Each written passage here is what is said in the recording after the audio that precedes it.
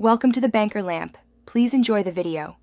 You start now, lay the Kai pad flat and plug it into an 18W plus USB-C PD adapter so it can supply stable power. Once done, remove or thin your case and position the phone face up.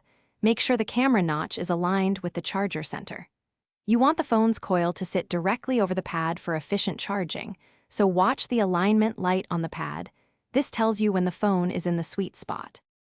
Now place the Samsung S25 Ultra carefully, centered on the pad. You'll feel a small vibration or see an LED confirming alignment. Once centered, glance at settings battery to confirm wireless charging is active and disable wireless power share unless you need it, because that can reduce input charge. Make sure you let the phone sit idle. Running apps creates heat and lowers speed. And if the pad feels warm, that's normal. To finish, check the on-screen battery icon and percent to ensure charging started. Remember, wireless is slower than wired but convenient. If it doesn't start, first reposition the phone slightly and wipe both surfaces clean. Dirt or metal cards will block the coils.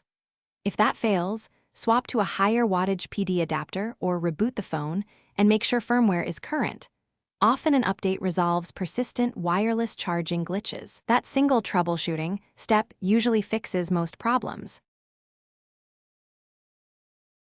Thanks for watching. If this was helpful, leave a like and consider subscribing. See you next time.